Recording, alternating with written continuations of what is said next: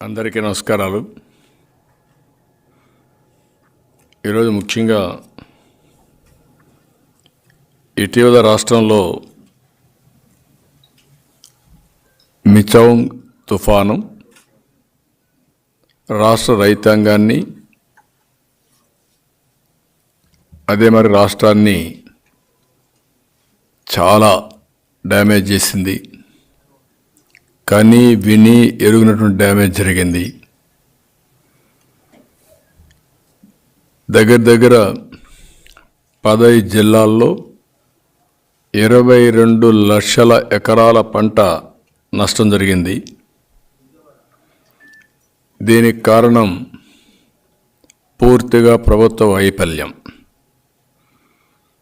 తుఫాను వస్తుందని ముందే హెచ్చరికలు వచ్చాయి. అది సముద్రం నుంచి మామూలుగా అయితే ఇంత సమయం పట్టే పరిస్థితి లేదు. విశాఖపట్నం నుంచి నెల్లూరు వరకు దాగుడు మూతలాడి కడాన బాపట్ల దగ్గర ల్యాండ్ మీద క్రాస్ అయ్యే పరిస్థితి వచ్చింది. అయితే ఇన్ని రోజులు హెచ్చరికలు చేస్తున్నా, భయంకరంగా వర్షాలు పడతాయని చెప్పుతున్నా ప్రభుత్వం ఏమాత్రం కూడా శ్రద్ధ తీసుకోలేదు. శ్రద్ధ తీసుకొనుంటే డ్యామేజ్ చాలా వరకు కంట్రోల్ అయ్యేది. మామూలుగా ఎప్పుడైనా సరే ప్రభుత్వాలు జాగ్రత్తగా ఉంటే, వాటర్ మేనేజ్మెంట్ సమర్థవంతంగా చేయగలిగితే కరువుని కొంతవరకు ఎదుర్కోగలుగుతాం. అయితే తుఫాన్ లాంటివి వచ్చినప్పుడు మనం తుఫాన్ నిలపలేం, కానీ దానివల్ల జరిగే ప్రాణ నష్టం, ఆస్తి నష్టాన్ని పూర్తిగా కంట్రోల్ చేసే పరిస్థితి ఉంటుంది, నియంత్రణ చేసే పరిస్థితి ఉంటుంది. అప్పుడే ప్రభుత్వం యొక్క సమర్థత, ప్రజలకు ఏ విధంగా మేలు జరుగుతుందో అర్థమవుతుంది. కానీ ఈ ప్రభుత్వాన్ని చూస్తే అనేక ప్రాజెక్టులు మీరు చూసినప్పుడు పట్టసీమ తీసుకొచ్చాం. పోలవరం ప్రాజెక్టు పూర్తి అయితే ఆ నీళ్లు కృష్ణా డెల్టాకు వస్తే ఎప్పుడు కూడా పోలవరంలో అర్లీగా నీళ్ళు వస్తాయి. అదే మాదిరిగా గోదావరి ఫ్లడ్స్ అర్లీగా ప్రారంభమవుతాయి. కృష్ణాలో ఫ్లడ్స్ వచ్చినా పైనుండే ప్రాజెక్టులన్నీ ఫుల్ అయిన తర్వాతనే చివరగా మన కృష్ణా డెల్టాకు నీళ్ళు వచ్చే పరిస్థితి వస్తుంది. అదే సమయంలో నవంబర్, డిసెంబర్లో తుఫాన్లు ఎక్కువగా వస్తాయి. ఇది ఆలోచించిన తర్వాత పట్టిసీమ కంప్లీట్ చేసి ఫస్ట్ ఎప్పుడైతే వాటర్ వస్తుందో అప్పుడే నీళ్లు తీసుకొస్తే నవంబర్ కంటే ముందుగానే పంట వచ్చేస్తుంది.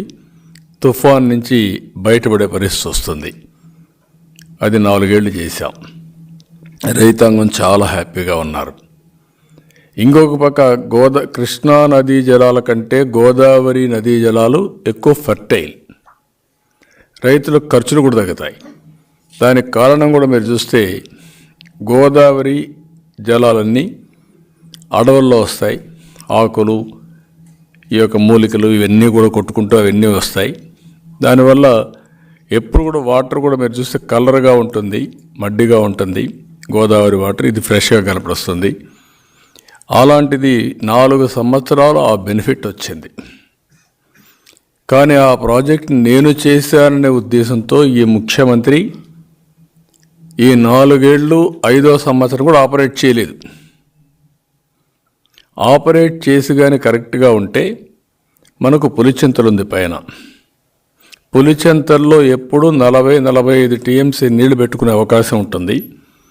ఆ 45 టీఎంసీ నీళ్లు ఎప్పుడు అవసరమైతే అత్యవసర పరిస్థితిలో త్రాగునీరు కానీ సాగునీటికి కానీ కృష్ణా డెల్టా ఈ 2 జిల్లాలకు ఉపయోగపడే పరిస్థితి వస్తుంది. దాన్ని కూడా పూర్తిగా నిర్లక్ష్యం చేశారు. దానివల్ల ఈరోజు మీరు చూస్తే విధి లేని పరిస్థితిలో ఈ సంవత్సరం ఆపరేట్ చేశాడు. లేకపోతే తన్నేవాళ్ళు పట్టుకొని, అందుకని ఆపరేట్ చేశాడు.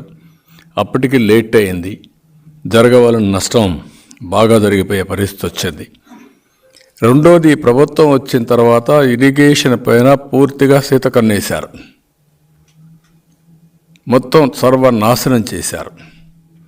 కనీసం ప్రాజెక్టులు మేనేజ్ చేయలేకపోయారు.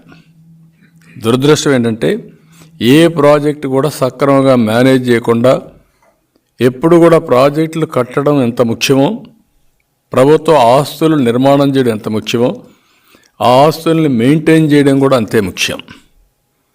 నేను కంబైన్డ్ ఆంధ్రప్రదేశ్లో ఫస్ట్ ప్రాజెక్ట్ మీరు చూస్తే మన ఆదిలాబాద్లో కడియం ప్రాజెక్ట్. ఆ ప్రాజెక్టుకి ఇదే మాదిరిగా వర్షాలు వచ్చినప్పుడు సరిగా వీళ్ళు మెయింటైన్ చేయకపోతే ప్రాజెక్టు మీద నీళ్లు ఫ్లో అయినాయి, ఆ గేట్లు అవన్నీ తెరుచుకోలేక. అప్పటి నుంచి ప్రాజెక్టుల మెయింటెనెన్స్ కోసం డబ్బులు పెట్టాం. ఈ ప్రభుత్వం వచ్చింది, ప్రాజెక్టుల మెయింటెనెన్స్కి ₹1 ఖర్చు పెట్టడం లేదు. అందుకే మీరు చూస్తే మొదటిది అన్నమయ్య ప్రాజెక్ట్ కొట్టుకోబోయే పరిస్థితికి వచ్చింది. ఫస్ట్ టైం గేట్లు పోయినాయి, అక్కడ డ్యామేజ్ అయింది, పట్టించుకోలేదు. తర్వాత ప్రాజెక్టే కొట్టుకోబోయింది, అయినా పట్టించుకోలేదు. రెండోది పులిచెంతల గేట్లు పోయినాయి, అది పట్టించుకునే పరిస్థితులు లేరు, సరిగా కూడా రిపేర్ చేయలేకపోయారు. మూడోది ఇక్కడికి వచ్చే కొందికి గుండ్లకమ్మ ప్రాజెక్ట్. పోయినసారి గేట్లు పోయినాయి, నేను చూసి వచ్చాను. ఆ రోజు నేను విమర్శించాను, పబ్లిక్ మీటింగ్ పెట్టుకొని అక్కడనే విమర్శించాను. నేను ఇంత అజాగ్రత్త ఏంటి, ఇంత దుర్మార్గమైన పాలన ఏంటి, కనీసం మీరు గేట్లు పెట్టాలంటే కూడా అప్పటికే కాంట్రాక్టర్ రాలా, వీళ్ళు టెండర్ పిలిచినా వచ్చేవాళ్ళు లేడు. ఈసారి అదే జరిగింది, వీళ్ళు టెండర్ పిలిచినా గేట్లు పెట్టడానికి 8 కోట్లు 9 కోట్లది. 8 కోట్లకు ఒక టెండర్ కోసం కాంట్రాక్టర్ రాలేదంటే ఈ ప్రభుత్వం పైన విశ్వాసం లేదు. ఇంక వీళ్ళేం మెయింటైన్ చేస్తారు కాంట్రాక్టర్లు, వీళ్ళు ఏ విధంగా మెయింటైన్ చేస్తారు. ఈసారి మళ్ళీ కొట్టుకొని పోయింది. 2 TMC నీళ్లు, కరువు ప్రాంతంలో ఏదైతే పంట పొలాలకు ఇవ్వాల్సిన నీళ్లు మొత్తం వెళ్ళిపోయే పరిస్థితికి వచ్చింది. ఈరోజు ఇలాంటి సంఘటనలు చాలా జరిగాయి. దీనివల్ల 8 మంది ఈ యొక్క తుఫాను వల్ల దెబ్బతిన్నారు. 7 మంది రైతులు ఆత్మహత్యలు చేసుకున్నారు. ఈ సంవత్సరం రైతుల పరిస్థితి చూస్తే కరువు ఒక పక్కన, తుఫాను ఒక పక్కన. కరువులో 26 లక్షల ఎకరాలు పొలాల్లో పంట వేయలేకపోయారు. 26 లక్షల ఎకరాలు. అది అయిన తర్వాత వేసిన పంట కూడా అరాకొరా వచ్చింది. సకాలంలో వర్షాలు పడకుండా పోవడం, దిగుబడి పడిపోవడం, అరాకొర రావడం అన్నీ జరిగాయి. ఇప్పుడు దగ్గర 15 జిల్లాల్లో 22 లక్షల ఎకరాల భూమి నీళ్లలో మునిగింది.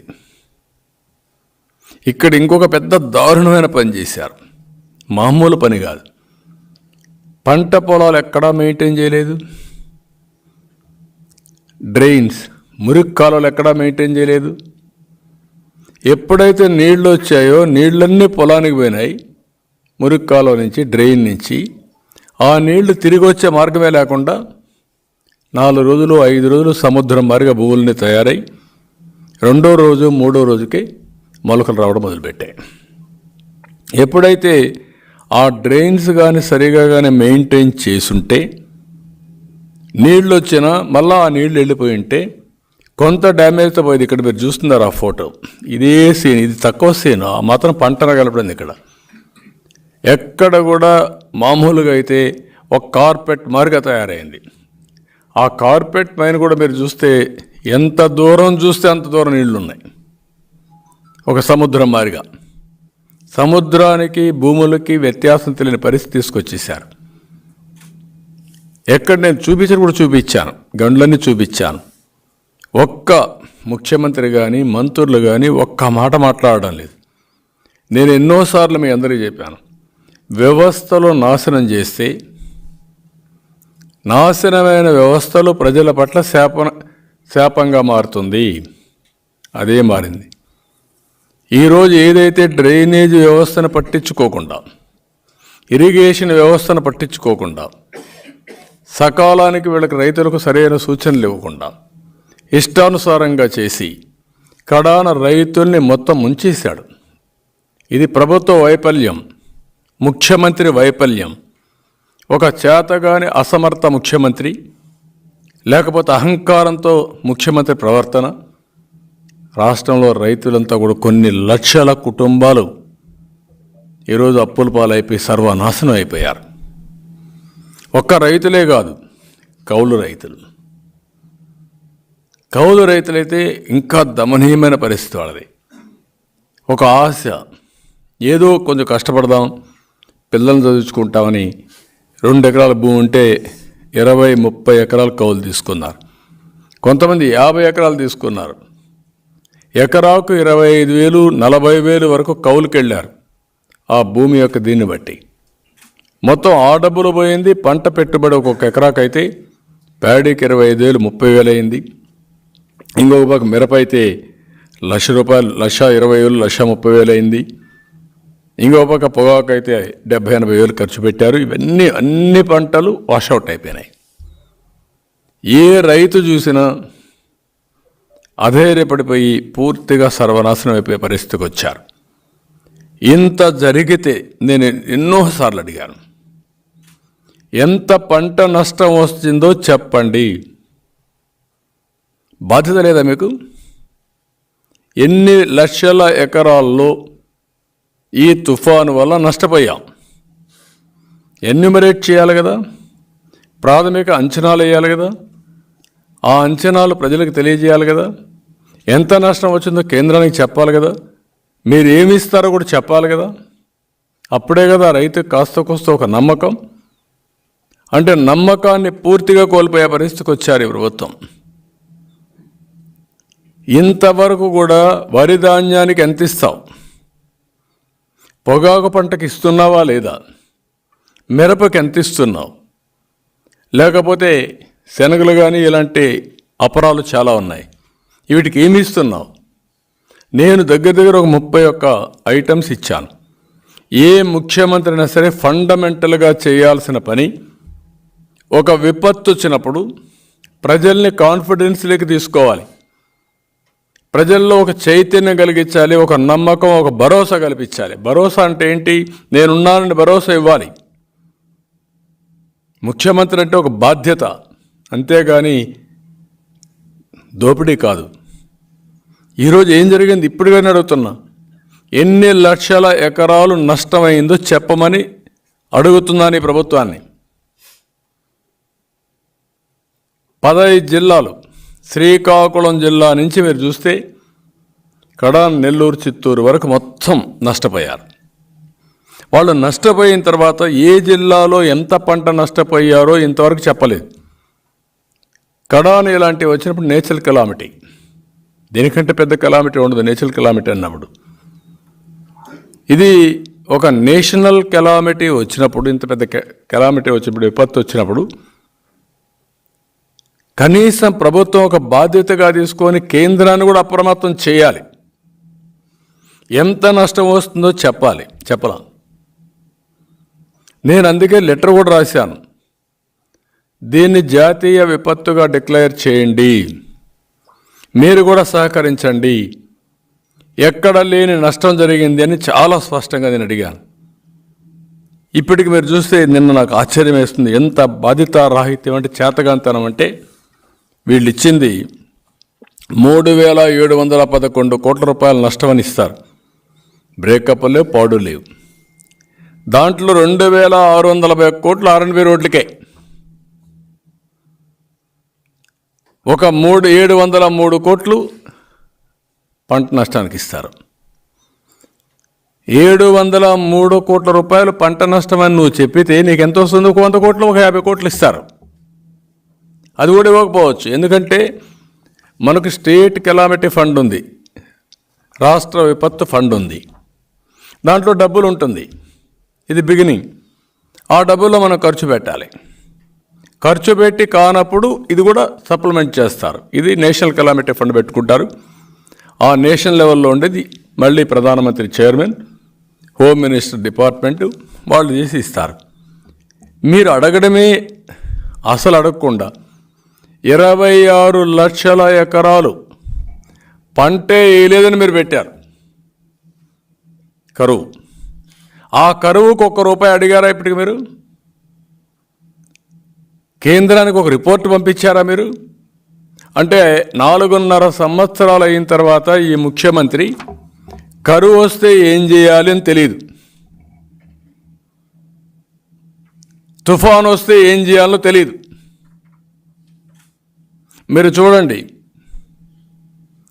హరికేన్ తుఫాన్ వచ్చింది ఈస్ట్ గోదావరి, వెస్ట్ గోదావరి. నేను ముఖ్యమంత్రిగా ఉన్నప్పుడు ఆ రోజు దేవేగౌడ వచ్చాడు ప్రధానమంత్రిగా.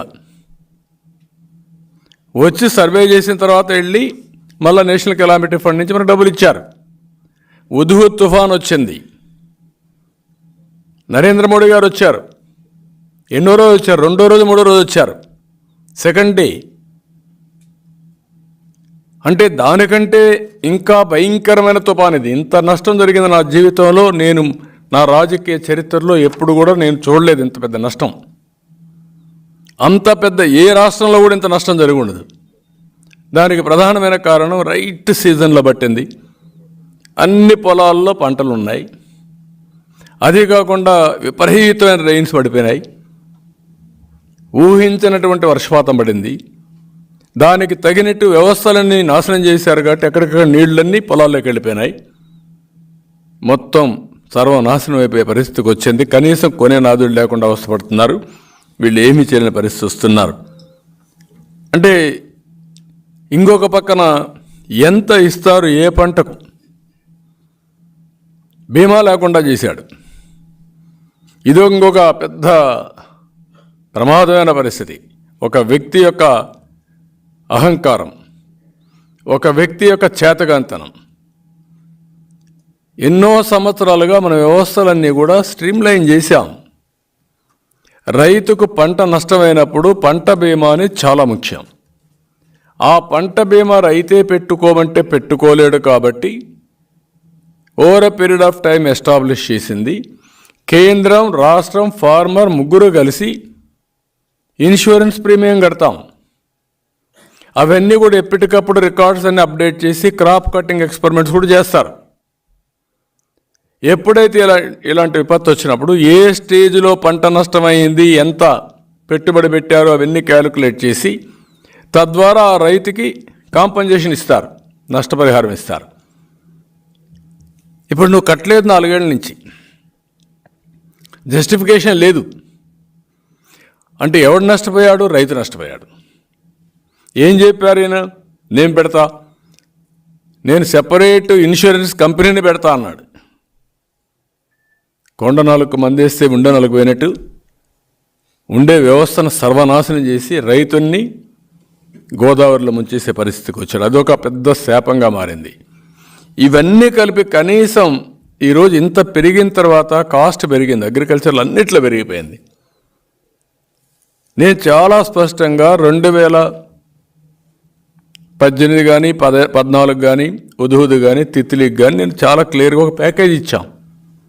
దానికంటే బెటర్గా మీరు ఇవ్వాలి. మీరు ఎలక్షన్ మేనిఫెస్టోలో చెప్పారు, ఊరు తిరిగి చెప్పారు, మేము ఏ విపత్తు వచ్చినా బ్రహ్మాండమైన ఆర్థిక సహాయం చేస్తాం, మెరుగైన ఆర్థిక సహాయం చేస్తామని చెప్పిన మీరు ఏమిచ్చారో చెప్పమంటున్నా. నేను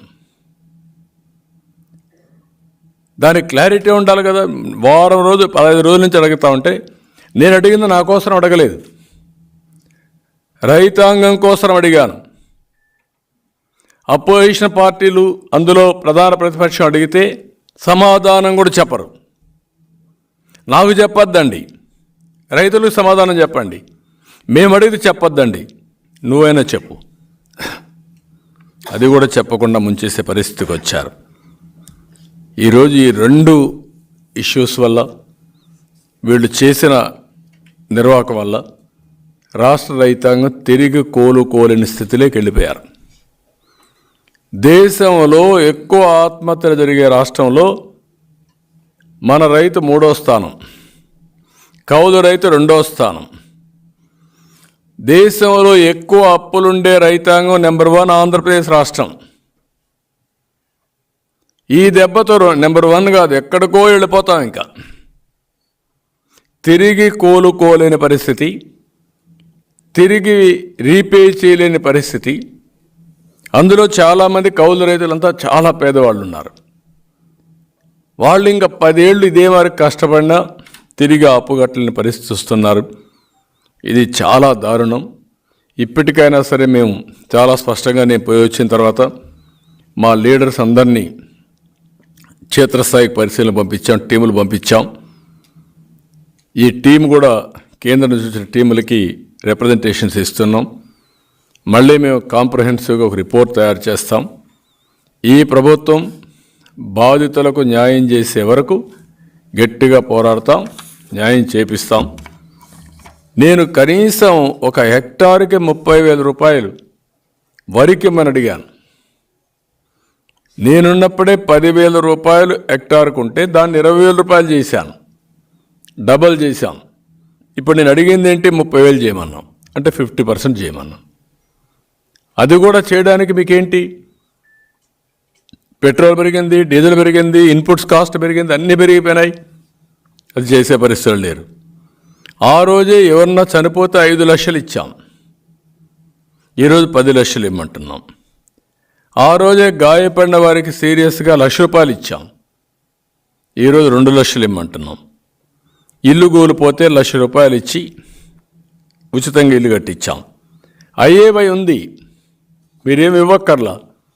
ఎన్ని ఇండ్లు పోతే ఐఏవై కింద కట్టడానికే వాళ్ళు ఆ డబ్బు ఫస్ట్ ప్రయారిటీ ఐఏవై ఇలాంటి దానికి ఇవ్వాలి. దెబ్బతిన్న ఇంటికి 20,000 రూపాయలు ఇమ్మన్నాం. వేరుశనగ పంటకు 25,000, అరటికి హెక్టార్కి 40,000, పత్తికి హెక్టార్కి 25,000, మిర్చికి 50,000, అక్వాకల్చర్ హెక్టార్కి 50,000 ఇమ్మని చెప్పి డిమాండ్ చేశాం. 31 ఐటమ్స్ కింద నేను చాలాసార్లు డిమాండ్ చేశాను.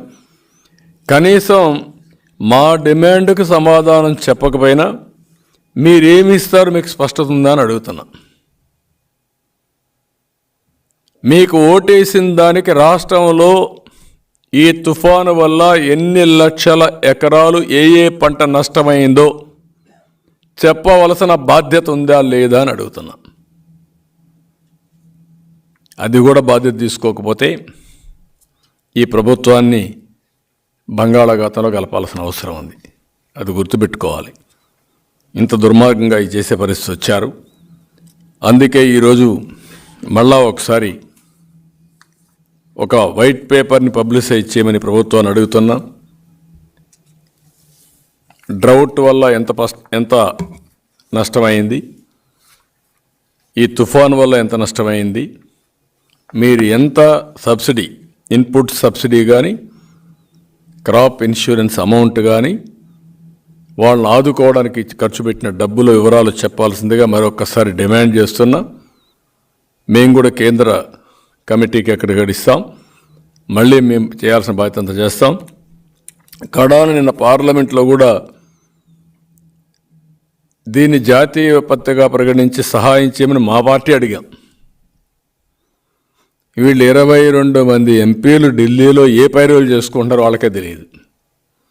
వాళ్ళకు ప్రాధాన్యతలు ఏంటో వాళ్ళకి అర్థం కాని పరిస్థితి. 22 మంది ఎంపీలు 25 మంది గెలిపిస్తే మొత్తం కేంద్రం మెడలు వంచి అన్నీ చేస్తా అన్న వ్యక్తులు మెడలు దించేసి ఈరోజు ఇవన్నీ చేసే పరిస్థితికి వచ్చారు. ఇది చాలా దుర్మార్గం, నీచం. ఇది రాష్ట్ర రైతాంగం కూడా గుర్తుపెట్టుకోవాల్సిన అవసరం ఉంది.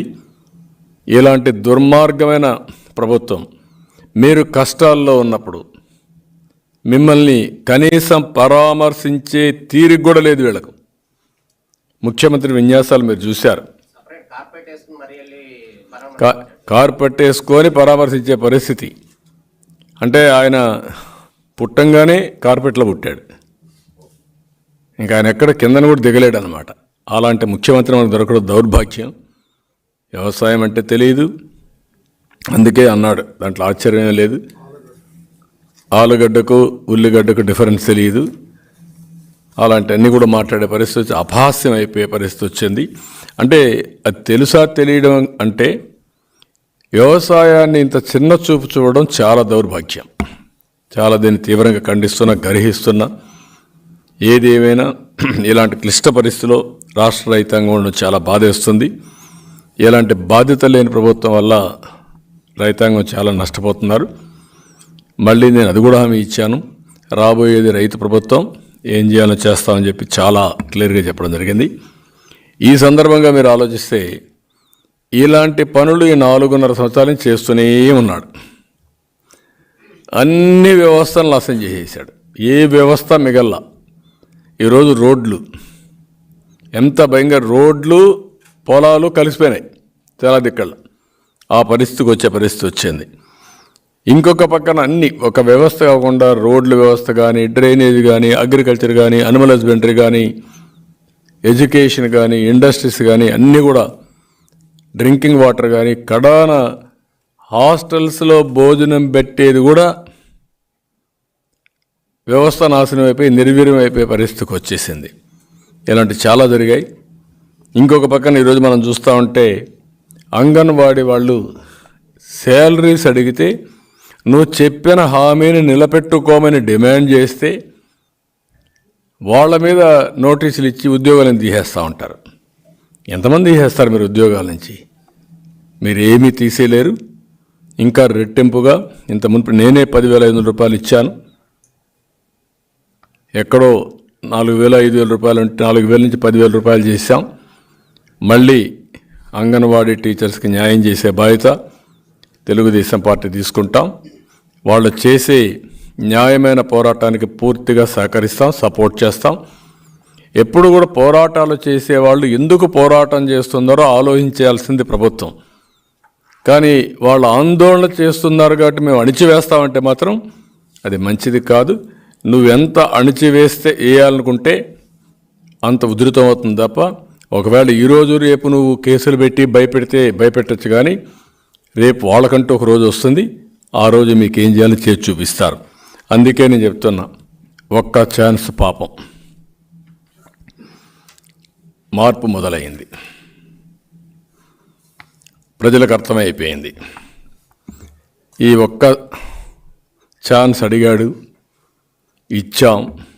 ఆ పాపం ఈరోజు మనకు శాపంగా మారింది. అందుకే మనం మారాలి అనేది వచ్చింది. ఇంత నా రాజకీయ జీవితంలో 45 సంవత్సరాలుగా ఇంత వ్యతిరేకత ఉన్న ప్రభుత్వాన్ని నేను ఎప్పుడూ చూడలేదు. చాలా ప్రభుత్వాలను చూశాను, వ్యతిరేకత వస్తుంది. కానీ ఇంత వ్యతిరేకత, భయంకరమైన వ్యతిరేకత. ప్రజలు ఇప్పుడు ఎన్నికల కోసం ఎదురు చూసే పరిస్థితి. ఎప్పుడెప్పుడు ఎన్నికలు వస్తాయా, ఎప్పుడెప్పుడు నెత్తిన పెట్టుకున్న కుంపటు ధరించుకుంటామనే పరిస్థితికి వచ్చేసారు. ఇది చాలా ఎంత వ్యతిరేకత ఉందో అర్థమవుతుంది. ఒక రచ్చబండ దగ్గరికి పోయినా, టీ కోట దగ్గర కూర్చున్నా, ఒక పొలం గట్టు పోయినా, ఒక రోడ్డు మీద పోయినా, ఒక అపార్ట్మెంట్లో వచ్చినా, ఒక రైల్లో ఎక్కినా, బస్సులో ఎక్కినా, ఎక్కడ చూసినా ఒకే చర్చ. 20 ఏళ్ళు నష్టపోయామని కొంతమంది, 30 ఏళ్ళు నష్టపోయామని కొంతమంది. మొత్తం ప్రజలంతా కూడా చాలా భయంకరంగా ఈ ప్రభుత్వానికి శాపనార్థాలు పెట్టే పరిస్థితి వచ్చింది. బూతులతో తిట్టే పరిస్థితికి వచ్చారు. దీనికి కారణం 5 ఏళ్లలో ఇష్టానుసారంగా పన్నులు పెంచడం, అసలు పరిపాలన అంటూ లేకుండా పోవడం.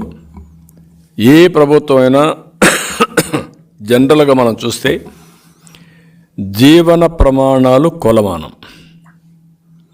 ఒక పరిపాలన ఇచ్చిన వ్యక్తి, నేను కానీ ఎవరైనా సరే, at the end of the day చూసుకోవాల్సింది మన పాలసీల వల్ల ప్రజల జీవితంలో మార్పు వచ్చిందా లేదా, వాళ్ళ జీవన ప్రమాణాలు పెరిగాయా లేదా, వాళ్ళకి ఆదాయం పెరిగిందా, అప్పులు పెరిగాయా, లేకుంటే ఖర్చులు ఎక్కువైనాయా, ఆదాయం తగ్గిందా, లేకుంటే ఆదాయం పెరిగినా దానికంటే 2-3 ఖర్చులు అయితే ఇంకా అప్పుల పాలైపోతారు. అదే జరిగింది. ఏ వ్యక్తిని మీరు మాట్లాడించినా ఈ రాష్ట్రంలో ఒక్కరు కాదు, ఒక కాంట్రాక్టర్ అనేవాడిని మనం చూస్తే చాలా అసూయగా ఉంటాం. తెల్ల బట్టలు వేసుకొని తిరుగుతూ ఉంటాడు, వీడు ఎంత డబ్బులు సంపాదిస్తాడని. ఇప్పుడు వాడు 30 ఏళ్ళుగా సంపాదించిన ఆస్తి ఎన్పిఏకి వెళ్ళిపోయింది. వాడు బిల్స్ ఇవ్వకుండా వాడు అయిపోయాడు. పాత రోజులు వాళ్ళ తాత ముత్తాత సంపాదించిన ఆస్తులు కూడా తాకట్టు పెట్టే పరిస్థితికి వచ్చేసారు వాళ్ళందరూ. ఒక విద్యా వ్యవస్థ, ఏదో వ్యాపారం చేసుకుందామని ఒక చిన్న స్కూల్ పెట్టుకుంటే వాడి పని అయిపోయింది. తెచ్చిన అప్పుకు వడ్డీ కట్టలేకుండా వాళ్ళు కూడా దెబ్బతిన్నారు. బాగా చదువుకుంటే ఉద్యోగం వస్తుందనుకుంటే ఈరోజు ఎవ్వడికి ఉద్యోగం లేదు. నెంబర్ 1, 24% నిరుద్యోగంతో ఏపీ నెంబర్ 1. వీళ్ళు మాట్లాడుతున్నారు అన్నింటిలో మేము ఏపీ నెంబర్ 1. ఏం నెంబర్ 1? మీరు ఇట్లా నెంబర్ 1లో. ఈరోజు చదువు మీద నిరాసక్తత వచ్చింది. నా జీవితంలో ఎప్పుడు నేను చూడలా ఇంతమంది పిల్లలు అన్రెస్ట్. నేను మొన్న తెనాలికి వస్తే కాలేజీలు రోడ్డు మీదకి వచ్చేసారు పిల్లలు. చూసిన తర్వాత వాళ్ళ ఎనర్జీ కానీ వాళ్ళు ఒక ఉక్రోషం. అక్కడి నుంచి నేను బాపట్ల ఒక మ్యారేజ్ అయిపోతే 11:30 పోతే ఆ గర్ల్స్ అయితే మొత్తం మిడ్-నైట్ 11:30కి విపరీతంగా వచ్చారు. నేను చెన్నైకి పోతే సవేత కాలేజ్ వస్తూ ఉంటే ఆ కాలేజీ పక్కన నేను పోతున్నాను కూడా నాకు కూడా తెలియదు. ఇక్కడ టకామని చూస్తే కొన్ని వేల మంది అరుస్తున్నారు. మావాడు వెళ్ళిపోయాడంటే నిలిపాడు. నిలిపితే ఇక్కడెక్కడ ఉన్నారంటే ఇక్కడ కాలేజ్ ఉంది సార్, ఇక్కడ మేము చదువుకుంటున్నామని. వాళ్ళకు కూడా ఒక అశాంతి. అంటే యూత్లో ఇంతవరకు ఇంత అభద్రతాభావం, ఇంత నిరాశ, ప్రభుత్వం పైన ఇంత వ్యతిరేకత నేను ఎప్పుడు చూడలేదు. కొద్దిగా అటు ఇటు ఉంటుంది కానీ ఇంత వ్యతిరేకత లేదు. దానికి కారణం వీళ్ళు చేసిన పని. ఆ రోజు నెంబర్ 1 మనం ఈజ్ ఆఫ్ డూయింగ్ బిజినెస్, ఎంప్లాయ్మెంట్లో నెంబర్ 1, ఎడ్యుకేషన్ నెంబర్ 1. ఆ రోజు చేసిన పనులు ఈరోజు ప్రపంచం అంతా తెలుగు జాతి నెంబర్ 1గా ఉందంటే ఆ రోజు చేసిన ఫౌండేషన్. ఈరోజు ఎక్కడికక్కడ మనం చూస్తూ ఉంటే అన్నిట్లో దిగజారిపోయే పరిస్థితి వచ్చింది. అందుకే ఈయనకు జగన్ మామూలుగా లెక్కలు తారుమారైపోయినాయి. 175 సీట్లు గెలిచిపోతామని సంకలెగరేశాడు. ఇప్పుడు దిగజారిపోయాడు. ఓటమి భయం పుట్టుకునింది తాడేపల్లి ప్యాలెస్లో. దానికోసం ఇప్పుడు 11 మంది ఇన్ఛార్జ్ ఒకటేసారి మార్చేశాడు. అంటే నాకైతే అర్థం కాల. 45 ఏళ్ళు నేను రాజకీయాల్లో ఉన్నాను కానీ ఎమ్మెల్యేలకు మంత్రులకు ట్రాన్స్ఫర్లు ఉంటాయని నాకు తెలియదు ఇంతవరకు. వాళ్ళు ఎన్నుకుంటారు ఆ నియోజకవర్గంలో, వాళ్ళకి మీరు సీట్ ఇస్తారు. అక్కడ దోపిడీ చేసేసి అక్కడ అన్పాపులర్ అయిపోయి ప్రజలు ఎప్పుడెప్పుడు ఈయన వదిలించుకోవాలంటే ఆ పాపాన్ని ఇంకొక నియోజకవర్గానికి అంటగడతాడంట. ఇక్కడ చెల్లని కాసు అక్కడ చెల్లుతుంది. అంటే ఎంత బ్రహ్మాండి వీళ్ళకు. ఎక్కడికి పోతున్నారు మీరు? 4.5 సంవత్సరాలుగా 5 సంవత్సరాలుగా మీ ఎమ్మెల్యేలు ఆంబోతుల మారిగా రోడ్డు మీద పడి ఎక్కడికక్కడ భయభ్రాంతులను చేశారు మీ వాళ్ళందరూ. మామూలు కూడా కాదు. ఆడపిల్లలకు రక్షణ లేకుండా పోయింది. ప్రజానీకం యొక్క ఆస్తులకు రక్షణ లేకుండా పోయింది. మీకు ఏ దొరికితే చేశారు. అది చేసి ఈరోజు ప్రజలు రివోల్ట్ అయి తిరుగుబాటు చేసే పరిస్థితి వస్తే అందరినీ ట్రాన్స్ఫర్ చేస్తాడంట. 5 మంది దళితుల్ని ట్రాన్స్ఫర్ చేశాడు. అందులో 3 మంత్రులు, 2 మంత్రులు దళితులు, ఒక బీసీ మంత్రి, ఇంకో పక్కన 3 బీసీ ఎమ్మెల్యేలు. అందరినీ ట్రాన్స్ఫర్ చేసి మళ్ళీ గెలిపించేస్తాడంట. 170 మంది గెలిపించేస్తాడంట. అంటే నేను అడుగుతున్నా, నీకు బీసీ మీద అంత ప్రేమ ఉంటే పులివెందల నెంబర్ 1 సీట్ కదా, ఆ సీట్లో నువ్వు గెలిపించచ్చు కదా. నువ్వు పెద్ద మహానాయకుడివి కదా, నువ్వు ఎక్కడన్నా గెలుస్తావు కదరా. నిలబడి వేరే కాన్స్టిట్యున్సీ తేలిపోతుంది నీ పని కూడా. పులివెందులు కాకుండా ఇలాంటి తప్పుడు మార్గాలు పెట్టి అక్కడుండే పులివెందుల్లో ఉండే క్యాండిడేట్ని కూడా ఎన్ని ఇబ్బందులు పెట్టాలో నిన్న చూసి 2వ జైలు పోయి వచ్చాడు. ఇంకెన్నిసార్లు పోవాలో చూడాలి. ఎలక్షన్స్ ముందు ఎన్నిసార్లు పోయినా ఈసారి ఏమవుతుందో వీళ్ళు చూడబోతున్నారు. ఇంకొక పక్కన మనం చూస్తూ ఉంటే ఓకే వీళ్ళందరినీ చేసావు కదా, బాలినేని పైన ఎన్ని విన్యాసాలు జరిగాయి. సీట్ ఇవ్వని అని చెప్పావా, ట్రాన్స్ఫర్ చేస్తానని చెప్పావా. కాకినాడ ఎమ్మెల్యే ఉన్నాడు కదా, మొత్తం దోపిడీ అంతా నీ బినామీ ఆయనే కదా, మొత్తం ఆయనగా చేసే పనులని అందరూ ఆందోళన చేశాం కదా. నేను కూడా మొన్న ఆందోళన చేశాం కదా, ఇసుకంతా చూపించాం కదా. ఈ ఇసుక ఎవరితో చెప్పండి ఆయా మీరుని. పేరు ఎందుకు చెప్పడం, నేను వాళ్ళ పేరు చెప్తే నాకే చిన్నతనం. ఏం చేశావు అంటే దోపిడీదారులు నీ మనుషులైతే నీ పేరు పెట్టి దోపిడీ చేస్తే అది దోపిడీ కాదు. ఏదో ఎస్సీలు వీళ్ళంతా ఉంటే అమాయకులు కాబట్టి వాళ్ళ సీట్లు తీసేస్తావు, ఇప్పుడు బయట పంపించేస్తావు. ఇంకొక పక్కన మీరు చూస్తే ఇన్ని చెప్పావు, 100 కోట్ల రూపాయలు ఫైన్ వేశారు పుంగనూరు ఎమ్మెల్యే నీ మంత్రి. ఎవరేసారు? ట్రిబ్యునల్లో ఎన్జిటీలో చాలా స్పష్టంగా జడ్జిమెంట్ ఇచ్చారు. 100 కోట్ల రూపాయలు ఫైన్ వేశారు. వీళ్ళు సుప్రీంకోర్టు పోతే 50 కోట్ల రూపాయలు కట్టమంటే కట్టారు. ఎవరి డబ్బులు అది? రాష్ట్ర ఎక్స్చెక్కర్ నుంచి కట్టారు, ప్రజలు కట్టే పన్నుల నుంచి కట్టారు. ఎందుకు మార్చలా? మార్చే ధైర్యం ఉందా మీకు? మార్చరు. అంటే పేదవాళ్ళు చూస్తే లెక్కలేనితనం. అందుకని ఇవన్నీ చూసినప్పుడు నేను అంటున్నా ఒకటే గుర్తుపెట్టుకోవాలి, 150 మందిని మార్చినా నువ్వు గెలవు. గుర్తుపెట్టుకో. నువ్వు చెప్పుకోవచ్చు, డబ్బులు ఇచ్చి సర్వేలు చేసి చేసుకోవచ్చు, ఎగరచ్చు. ఈ రోజుటికి ప్రజల్లో చాలా వ్యతిరేకత ఉంది. ఇప్పుడిప్పుడు బయటపడుతున్నారు. జనవరిలో మీరు చూస్తారు, ఫిబ్రవరి మార్చిలో మీరు చూడండి, నోటిఫికేషన్ వచ్చిన తర్వాత మీరు చూడబోతున్నారు. అడ్రస్ కూడా, ఒక్కొక్కరు అడ్రస్ కూడా ఉండరు. వీళ్ళ యొక్క డిపాజిట్ గల్లంత పరిస్థితి వస్తుంది. ఎప్పుడు కూడా ప్రజల్ని ఇంత టేక్ ఇట్ ఫర్ గ్రాంటెడ్ తీసుకోవడం చాలా దుర్మార్గం, ఇది నీచం. నీకు ఒక బాధ్యత అప్పచెప్పారు. ప్రభుత్వం అనేది ఒక ట్రస్టీగా వ్యవహరించాలి. ప్రభుత్వం అనేది ఒక పవిత్రంగా భావించాలి. ఎప్పుడు కూడా ప్రభుత్వ పాలసీల వల్ల ప్రజలకు మేలు జరగాలి. అందుకే నేను మొన్న కూడా చెప్పాను, నేనున్నప్పుడు చాలా నిర్ణయాలు చేశాం, ప్రభుత్వ విధానాలు. దానివల్ల అందరూ బాగుపడ్డారు. ఈరోజు ఇతను వచ్చిన తర్వాత ఈయన చేసిన పాపాలన్నీ అందరికీ శాపాలుగా మారాయి. ఒక కులం లేదు, ఒక మతం లేదు, ఒక ప్రాంతం లేదు, ఒక పార్టీ లేదు, అందరూ నాశనం అయిపోయే పరిస్థితికి వచ్చారు. అందుకే రేపు జరిగే ఎన్నికలు ఒక హిస్టారికల్ ఎలక్షన్స్. 5 కోట్ల ప్రజలు వర్సెస్ సైకో జగన్. ఇది మనం గుర్తుపెట్టుకోవాల్సిన అవసరం ఉంది.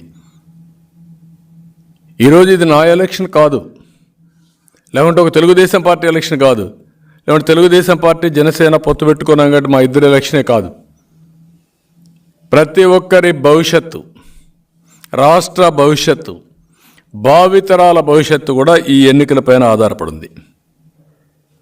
ఆ విషయం గుర్తుపెట్టుకోవాలి. ఏదో విన్యాసాలేసి, నాటకాలేసి, ఏదో మేము మార్చేసాం, ఇక్కడ చేసిన పాపాలన్నీ తెలియవు కాబట్టి పక్కనే వేస్తే ఇక్కడికి అషప్ అయిపోతాయి అనుకుంటే తప్పది. ఇది కరెక్ట్ కాదు. అందుకే నేను కూడా క్లియర్గా ప్రజలను కూడా కోరుతున్నా, అన్నీ వాచ్ చేయండి. వాచ్ చేస్తున్నారు మీరు. సరైన సమయంలో ఏ నిర్ణయం చేయాలో మీరు చేస్తారు. నేను కూడా మీ అందరి సహకారం కోరుతున్నా. ఎన్ని వేల మంది పైన కేసులు పెట్టారో మీరు చూశారు, ఎన్ని వేల మంది జైళ్ళకు పోయారో మీరు చూశారు. ఇప్పుడు కూడా ఎన్ని కేసుల మీద కేసులు పెట్టి ఎక్కడికక్కడ నిన్న కూడా కుప్పని చూస్తే మొన్న కూడా కేసులు పెట్టారు. మళ్ళా అమాయకులు కార్యకర్తలు, ఏమీ తెలియని కార్యకర్తల్ని భయభ్రాంతుల్ని చేయడానికి, టెర్రరైజ్ చేయడానికి కేసులు పెట్టడం, లోపలేయడం, బెయిల్ అనేకుండా చేయడం. మొన్న మీరు చూశారు బీటెక్ రవి, అంతకుముందు చాలా జరిగాయి. ఇక్కడే పొంగనూరు నుంచి కూడా ఉన్నాడు రామచంద్రారెడ్డిలంతా. అతన్ని జైల్లో ఏం జరిగిందండి? అది లోకేష్ ప్రోగ్రాం పెట్టారు, వాళ్ళు అక్కడికి వెళ్ళారు. వెళ్ళినప్పుడు పోలీసులు మీరు లోపలికి పోవద్దన్నారు. ఏమయ్యా మా లీడర్ వచ్చాడు, అడిగి పోతే మీకు ఏంటని అడిగి వెళ్ళాడు. వెళితే ఏం చేశారు? మళ్ళీ ఏమీ సరే ఓకే అన్నారు, వదిలేశారు. కేసు పెట్టారు. కేసు పెడితే వాడు ఎస్ఐ అనే వ్యక్తి కొట్టినట్టు ఒక ఇది పెట్టాడు. ట్రీట్మెంట్ తీసుకున్న డాక్టర్ ఆ రోజు డ్యూటీలో లేడు. డ్యూటీలో లేనటువంటి డాక్టర్ సర్టిఫికెట్ ఇచ్చాడు. దెబ్బ తగిలిన వాడికి దెబ్బ తగిలింది కాబట్టి ఏం జైలుకు పోవాలా? అటు దిశండి. ఎంత అరాచకం అండి ఇది. ప్రెస్ని భయపెట్టారు, రాజకీయ నాయకుల్ని, కార్యకర్తలను భయపెట్టారు, యూనియన్స్ని భయపెడుతున్నారు, ఆఫీసర్స్ని భయపెడుతున్నారు. ఇది చాలా దుర్మార్గం. అందుకే కోరుతున్నా, ఇది మనందరి ఎన్నికలు. గెలవాల్సింది పార్టీలు కాదు, అభ్యర్థులు కాదు, రాష్ట్రం గెలవాలి, తెలుగు జాతి గెలవాలి. అందుకే నేను వినూత్నంగా మీ అందరి అభిప్రాయాలు తీసుకుంటా. అందరి అభిప్రాయాలు తీసుకొని సరైన అభ్యర్థిని నేను ఎంపిక చేసే బాధ్యత తీసుకుంటా. టెక్నాలజీ కూడా వచ్చింది, వేరియస్ టెక్నాలజీస్ ఉన్నాయి, అవి కూడా ఉపయోగిస్తా. ఉపయోగించి నేను తప్పు చేయను, నాకు సహకరించండి. నేను చేయాలనుకునేది ఈ రాష్ట్రం కోసం. ఈ ఎన్నికల్లో చాలామంది నాకు కనపడిన వాళ్ళు కూడా ఒకటే చెప్తున్నారు, ఈసారి కానీ మాకు తెలుగుదేశం అంటే ప్రత్యామ్నాయం రాకపోతే, వేరే ప్రభుత్వం రాకపోతే ఇంకా మేము ఆ రాష్ట్రం మీద ఆశ వదులుకోవాల్సి వస్తుంది, ఇంకా ఆ రాష్ట్రానికి వచ్చే పరిస్థితి కూడా ఉండదనే పరిస్థితికి వచ్చేసారంతా. కాబట్టి ప్రజలందరూ ఆలోచించుకోవాల్సిన అవసరం, మీరు చర్చ చేయాల్సిన అవసరం ఉంది, మౌత్ టు మౌత్ డిస్కస్ చేయాల్సిన అవసరం ఉంది. కడానం ప్రభుత్వాన్ని కూడా నడిపించే పార్టీని కూడా ముందుకు తీసుకుపోయే బాధ్యత మీది. నేనేదో డబ్బులు ఖర్చు పెట్టాలని చెప్పలేదు. ప్రజాబలాన్ని మీరందరూ కూడా సమకూర్చే బాధ్యత ప్రతి ఒక్క పౌరుడి పైన ఉంది. ఈ రాష్ట్రంలో పుట్టిన ప్రతి ఒక్క వ్యక్తి, నువ్వు ఏ ఊరిలో ఉన్నా ప్రపంచంలో, ఈ జన్మభూమి రుణం తెచ్చుకోవడానికి ఒకప్పుడు నేను పిలిపించాను. జన్మభూమి పిలుస్తుంది రా కదిలి రా అని జన్మభూమి కార్యక్రమాన్ని చేపట్టాం. ఇప్పుడు నేను మళ్ళా మిమ్మల్ని కోరుతున్నా, ఎక్కడున్నా మీరందరూ కూడా సంఘీభావాన్ని తెలియచేయాలి, సహకరించాలి, మీరందరూ కూడా పనిచేయాలి. నేను కూడా పార్టీ 42 సంవత్సరాల పార్టీ అభ్యర్థులందరూ ఉన్నారు, ఇన్క్లూడింగ్ కుప్పంలో కూడా ప్రజాభిప్రాయ సేకరణ చేస్తా IVRS ద్వారా. అది చేస్తాను, వేరియస్ సోర్సెస్ చేస్తాను. నేను ఎక్కడ తప్పు చేయకుండా వీలైనంత వరకు ప్రజల ఆమోదం, వాళ్ళ క్యాండిడేట్ని చూసి తాడేపల్లి ఆమోదం, మా క్యాండిడేట్ ప్రజా ఆమోదం, రేపు జరగబోయే సైకో జగన్కి, రాష్ట్ర ప్రజలకి మళ్ళీ అందరం కలిసి పోరాడి ఈ రాష్ట్ర భవిష్యత్తును కాపాడుకుందాం. దానికి మీరందరూ ముందుకు రావాల్సిందిగా మరొక్కసారి కోరుతూ, ఈ నూతన విధానం కూడా నేను ఎవరికి చెప్పను, ఎక్కువ విండో కూడా ఇవ్వను. నాకు తప్ప ఆ ఇన్ఫర్మేషన్ ఎక్కడ ఉండదు. ఆ ఇన్ఫర్మేషన్ అనేది ఇక్కడ పెడితే లేనిపోయిన అపోహలు వస్తాయి. అవన్నీ పెట్టుకొని ఎవరెవరిని ఏ విధంగా రైట్ ప్లేస్లో పెట్టాలో పెడుతూనే అందరినీ కన్విన్స్ చేసి రాబోయే ఎన్నికల్లో ఒకటే మళ్ళీ కొడుతున్న మా పార్టీ వాళ్ళకి కానీ బయట వాళ్ళకి కానీ, ఈ ఎన్నికలు మాత్రం చాలా హిస్టారికల్ ఎన్నికలుగా మిగిలిపోతాయి. అది గుర్తుపెట్టుకోవాలి. అవసరమైతే ప్రతి ఒక్కరూ ఈ రాష్ట్రం కోసం త్యాగం చేయాలి.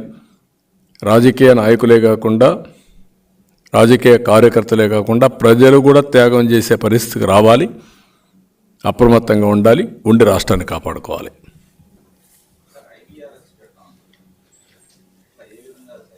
ఎన్ని మార్గాలుంటే అన్ని మార్గాలు పెడతా. ప్రజాభిప్రాయం తీసుకోవడానికి ఎన్ని మార్గాలుంటే అన్ని మార్గాలు పెడతా. నీకు కూడా నేను చేసిన మార్గం చూసిన తర్వాత అర్థమవుతుంది. నేను ముందు చెప్పను, ముందే చెప్పానుకో నువ్వు ప్రిపేర్ అవుతూ ఉంటావు. ఆ విండో కూడా ఎక్కువ ఉండదు. అనౌన్స్ చేస్తాం ఎంత వీలైతే. ఇప్పుడు పొత్తులు ఉన్నాయి, అది కూడా ఒక పక్క సీట్ల అడ్జస్ట్మెంట్ అవన్నీ చేసుకోవాలి. రెండోది క్యాండిడేట్ల అభ్యర్థులు ఎంపిక చేసుకోవాలి. ముందు మారిగా ఉండదు, రైట్ టైంలో కొంత అర్లీగానే చేస్తాం. ఎందుకు వాళ్ళు అంత మంచి వాళ్ళు ఉంటే చూద్దాం.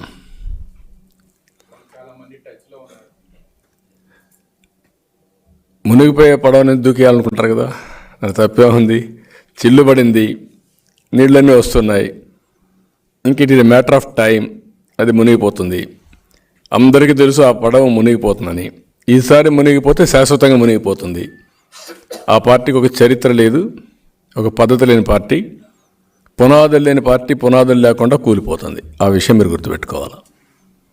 ఇలాంటి అరాచకాలు చేసిన తర్వాత ప్రజలు ఎవరు దాన్ని క్షమించరు, లేకుంటే సహకరించరు.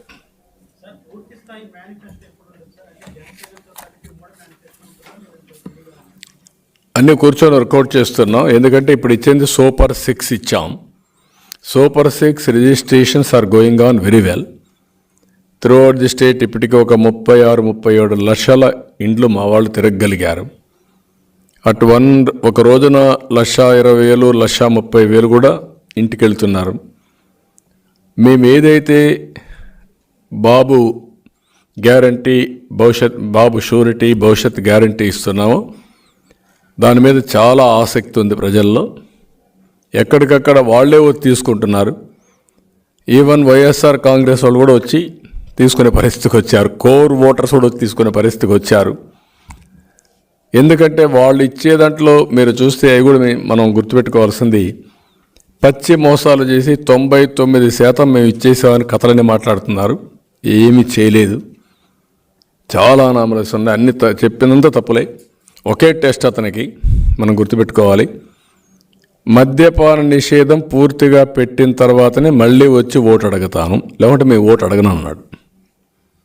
ఎందుకు అడగాలి? ఇంకా నీకు ఎక్కడ రైట్ ఉంది అడిగేదానికి? నేను అడుగుతాను, ఒకటి చాలు కదా, ఇంకెక్కడవన్నీ వదిలిపెట్టేయండి. నేను మద్యపాన నిషేధం చేయకపోతే మీ ఓటు అడగను చెప్పావా లేదా? చెప్పుంటే చెయ్యి.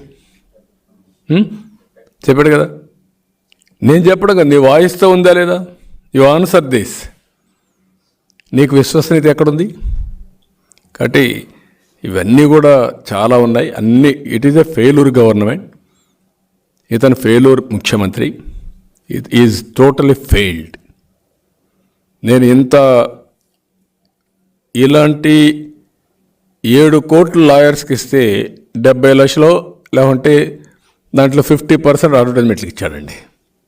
అది కూడా ఆయన పేపర్కే. మళ్ళా ఎంత స్వార్థపరుడండి. అంటే ఇది అంటే దాన్ని మనం స్పేర్ చేయాలి. కడవాళ్ళు ఎవ్వరు ఏ తప్పు చేయకపోయినా వాళ్ళ మీద కేసులు పెట్టాలి. నువ్వు రాబరీ చేస్తావంటే, దోపిడీ చేస్తావంటే నువ్వు నీ వ్యవస్థలకి ఎవరు అడిగినా వాళ్ళ మీద కేసులు పెట్టాలి. అది ఏని పరిస్థితి. చూద్దాం. తెలంగాణ ఎలక్షన్ జరిగింది కదా, ఆ ఓటర్స్ వచ్చి మళ్ళీ ఇక్కడ ఓట్లు వేసే అవకాశం ఉందని చెప్పి ఒక మంత్రి, 2 ఎమ్మెల్యేలు కూడా వెళ్ళి కలెక్టర్ కంప్లైంట్ ఇచ్చారు. ఏమైనా నకిలీ డబుల్ ఓట్లు వేస్తారేమో. ఇక్కడ నకిలీ ఓట్ల గురించి ఏమో మరి రెస్పాండ్ అవ్వాలి. నేను ఏమంటానంటే, వీళ్ళ ఇష్ట ప్రకారం దొంగ ఓట్లు వేయడానికి, నకిలీ ఓట్లు సృష్టించడానికి ఇంత మునుపు చేశారు. మళ్ళా అదే ప్రాక్టీస్ చేస్తున్నారు. మేము కూడా పార్టీ యంత్రాంగం సమాయత్తం అయింది. దాన్ని సమర్థవంతంగా తిప్పికొడతాం. మా కమిటీలు కూడా బిఎల్ఏలు అన్ని గ్రామాల్లో వేసుకున్నాం. 46,000 బూతులకి బిఎల్ఏలు వేసాం. 46,000 బూతుల్లో మా వాళ్ళు వర్క్ చేస్తున్నారు. రిమోట్గా ఓట్లు కూడా యాడ్ చేసి డిలీట్ చేసే పరిస్థితికి వచ్చారు. దానిపైన కూడా ఈరోజు ఊర్లో వాళ్ళే ఆ కాన్స్టిట్యున్సీ ఓటరే ఫామ్ 6 కానీ ఫామ్ 7 ఇవ్వాలి. అదే సమయంలో బిఎల్ఏనే ఇవ్వాలి, లేకుంటే వేరే వాళ్ళు ఇవ్వడానికి, మాస్ ఇవ్వడానికి వీళ్ళని చెప్పారు. ఇవన్నీ కూడా ఎన్ని పెట్టినా మళ్ళా దొంగే దొంగ దొంగ దొంగ అని అరిసినట్టు. అంటే తెలంగాణలో ఎలక్షన్ అయితే అక్కడ తెలుగుదేశం వాళ్ళు ఎవరైనా ఉంటే, ఆంధ్రప్రదేశ్ ఓటర్స్ ఉంటే ఇక్కడ వచ్చి ఓటేయకూడదా?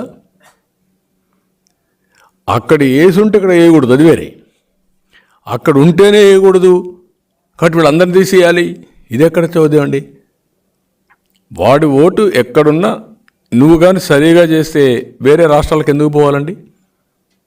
ఎందుకు కర్ణాటకకి వెళ్ళారు? ఎందుకు వేరే రాష్ట్రాలకు వెళ్ళారు? ఎందుకు చెన్నైకి చదువుకు వెళ్ళారు? కొన్ని వేల మంది వెళ్ళారు. ఇక్కడ ఆ ఫెసిలిటీస్ లేవనే కదా. అది మనం గుర్తుపెట్టుకోవాల్సిన అవసరం ఉంది. వాళ్ళ రైట్ అది. వాళ్ళ రైట్ ఎవరు తీసేయలేరు. అదే మరి అక్కడ ఓటు వేసి ఉంటే ప్రొసీజర్ ప్రకారం, చట్ట ప్రకారం ఆటోమేటిక్గా యాక్షన్ తీసుకుంటారు. కానీ ఒక్క దొంగ ఓటు వేయడానికి వీల్లేదు. నేను ఒకటే చెప్తున్నా, మళ్ళీ అన్ని ప్రికాషన్ తీసుకుంటాం. ఎవరైనా దొంగ ఓటు వేయాలి అనుకొని కానీ ప్రయత్నం చేస్తే మాత్రం, దొంగ ఓటు ఎవరన్నా రిజిస్టర్ చేయడానికి ఏ బిఎల్ఓ కానీ ప్రయత్నం చేసినా, అధికార యంత్రాంగం ప్రయత్నం చేసినా జైలు పోవడం ఖాయం. గుర్తుపెట్టుకోండి. ఈరోజు చెప్తాను నేను, we are not going to leave you. తాత్కాలికంగా మీకు వీళ్ళు ప్రొటెక్షన్ ఉంటారు, కానీ శాశ్వతంగా మాత్రం you will be the sufferers. ఏ ఒక్క వ్యక్తిని వదిలిపెట్టాం. సాక్ష్యాలు ఉన్నాయి నువ్వు పెట్టినట్టన్ని. అలాంటి తప్పుడు రిజిస్ట్రేషన్ చేసిన ప్రతి ఒక్క వ్యక్తి మీద ముందు పోలీస్ కంప్లైంట్ ఇస్తాం, ఆఫీసర్లకు కంప్లైంట్ ఇస్తాం, కోర్టుకు వెళ్తాం, ఎన్నికల కమిషన్కి వెళ్తాం. కడాన లాస్ట్ డే వరకు ఫైట్ చేసి రికార్డు ఎవ్వరు తారుమారు చేయలేరు. రికార్డులో ఉంటుంది. ఎవరు చేశారో కూడా చాలా స్పష్టంగా ఉంటుంది. ఎవరు యాక్సెప్ట్ చేశారో కూడా ఉంటుంది. ఎవరు డ్యూటీ ఫెయిల్ అయ్యారో కూడా ఉంటుంది. ఈ విషయాలు మీరు గుర్తుపెట్టుకోండి. ఎవరిని వదిలిపెట్టాం. పరిపాలనా రాజధాని వైజాగ్ తీసుకెళ్లే ప్రయత్నం వేగంగా చేస్తున్నారు, మళ్ళీ ఆపుతున్నారు. దాని మీద ఏమనుకుంటారు? అన్ని చెత్త పనులే కదా. ఏదైనా ఒక మంచి పని ఉందా? సిగ్గు ఎగ్గు ఉండాలి కదా. నువ్వు పోవాలనుకున్నావు, వెళ్తావు. ఎవడైనా ఒప్పుకుంటాడంటే 500 కోట్ల రూపాయలు రిషికొండలో మీ తాత జాగీర్ అది. నేను అడుగుతున్న స్ట్రైట్ క్వశ్చన్, టూరిజం పేరుతో 500 కోట్లు పెట్టి ఒక బంగ్లా కడతావా నువ్వు? బాధ్యత ఉందా నీకు? 500 కోట్లు ఏంటి, ఒక టూరిజం ఏంటి? హోటల్ కడితే ఎంత ఎంత అవుతుంది? 500 కోట్ల రూపాయలు రోజుకు రెంట్ ఎంత కట్టాలా? అది రెంట్కి ఇవ్వాలంటే కట్టాలి కదా. టూరిస్టులు ఎవడొచ్చినా 500 కోట్ల రూపాయలు ఒక బంగాళాకు పెట్టి టూరిస్టులు వస్తారా? అంటే అంటే ఒక్కొక్కడు వచ్చి దినానికి ఎంత కట్టాలి? కోటికి కూడా కాదు, ఇంకా ఎక్కువ కట్టాలి. 500 వడ్డీ సంవత్సరానికి 80-90 కోట్లు వడ్డీని మళ్ళీ తిరిగి పే చేయాలి. అంటే దినానికి ఒక కోటి రూపాయలు ఆ ప్రాంతంలో తిరిగి దానికి పే చేయాలి, లేకుంటే 50 లక్షలు పే చేయాలి. అంటే ఇంత విన్యాసాలు, ఇంత అడ్డగోలుగా రిషికొండలో కొండను కొట్టేసి ఇంతవరకు ఎన్విరాన్మెంట్ డిపార్ట్మెంట్ చెప్పినా, కోర్టులు చెప్పినా వినకుండా ముందుకు పోతున్నా అంటే ఎంత ఉన్మాదం అండి ఇది. అంటే ఈ దేశంలో ప్రజాస్వామ్యం లేదా? చెక్స్ అండ్ బ్యాలెన్సెస్ లేవా? అధికారం ఉండి ముఖ్యమంత్రి అయితే నీ ఇష్ట ప్రకారం చేసేస్తావా? వేరే వాళ్ళు పోతే జైలుకి పెట్టేస్తానంటావు, లేకుంటే పోలీసులు నేను పోతే రానిలేదు, జనసేన పోతే రానిలేదు, సిపిఐ పోతే ఎవరు పోయినా దారిలో కూడా రానియకుండా చేశారు. రానియకుండా చేసి అడ్డంగా ఇష్టానుసారంగా కొండలు వేసే పరిస్థితికి వచ్చారు. అదే మామూలు వ్యక్తి జైల్లో పెట్టరా? ముఖ్యమంత్రిగా ఉంటే గొప్ప, చట్టం ముఖ్యమంత్రికి వర్తించదా? ఇది రాష్ట్ర ప్రజలు ఆలోచించాల్సిన అవసరం ఉంది. అంటే రాష్ట్ర ప్రజానీకం ఓటేసి నిస్సహాయులుగా మారిపోతే ఇలాంటి దుర్మార్గులు కొండలు దోతారు, పవిత్రమైనటువంటి ఋషికొండ లాంటి కొండలు కూడా దవ్వేసి ఇష్టానుసారంగా చేస్తారు. దీనికి అంతటికి విరుగుడు మాత్రం ఒకటే, ప్రజా చైతన్యం. ఇలాంటి వాళ్ళు రాజకీయాల్లో ఉండడానికి కూడా అర్హత లేదు. రాజకీయ పార్టీలు పెట్టడానికి కాదు, రాజకీయాల్లో ఉండడానికి అర్హత లేని వాళ్ళు వచ్చి మరీ చేస్తున్నారు. మేము ఒకప్పుడు పోరాడేది ఒక హోందాగా ఉండేది. ఇష్యూస్ మీద పోరాడాం, సిద్ధాంతాలపైన పోరాడాం, సమస్యలపైన పోరాడాం, ఫెయిల్యూర్స్ పైన పోరాడాం. ఇది ఎక్కడికి పోవాలి? రిషికొండ పైన కూడా కట్టారు, ఇది తప్పు అని చెప్పించుకునే పరిస్థితికి వస్తే ఏమనాలి వెళ్ళి? ఇలాంటి చాలా దారుణం. కాదు, సాధ్యం అవుతుందా? ఎట్లా అవుతుంది? నేనున్న క్లారిటీగా నేను అడుగుతాను, ఒక మాట అడుగుతాను. 3 నెలల్లో నువ్వు ఇంటికి పోతున్నావు, నువ్వేమడుగుతున్నావు? ప్రభుత్వం మార్చడానికి అవకాశం లేదని అడుగుతున్నావు, ప్రభుత్వానికి అధికారం లేదని అడుగుతున్నావు. ప్రభుత్వం అనేది ఒక ఆబ్లిగేషన్స్, గత ప్రభుత్వం చేసినటువంటి అగ్రిమెంట్ని కానీ ప్రజలకు ఇచ్చిన హామీలు కానీ అమలు చేయాల్సిన బాధ్యత ప్రభుత్వం పైన ఉంది. ఒక కామన్ మ్యాన్, 2 వ్యక్తుల పైన అగ్రిమెంట్ జరిగితే వైలేట్ చేస్తావు ఏకపక్షంగా? నువ్వు చేయలేరు కదా. నీ ఆస్తి ఇస్తానంట 10 లక్షలు డబ్బులు తీసుకుంటావు, లేకుంటే రాసిస్తావు, మళ్ళా వచ్చిన ఆస్తి నాకు ఇచ్చేసి రేటు పెరిగిందంటే ఇస్తారా నీకు? మరి అదే కదా జరిగింది ఇక్కడ. ఎట్లా పోతావు నువ్వు? అంటే ఎవరిని బెదిరిస్తావు, ఎవరిని మొబ్బి పెడతావు? ఇవన్నీ కూడా మనం గుర్తుపెట్టుకోవాల్సింది. ప్రజల్లో చైతన్యం లేనంత వరకు మోసం చేస్తూ ఉంటారు. రేపు వాళ్ళు కూడా చైతన్యం లేదని నేను చెప్పను, వాచ్ చేస్తున్నారు. సమయం వచ్చినప్పుడు సరైన నిర్ణయం తీసుకుంటారు, బాగా కాల్చి వాత పెడతారు, చూడబోతారు. మరి థ్యాంక్ యూ.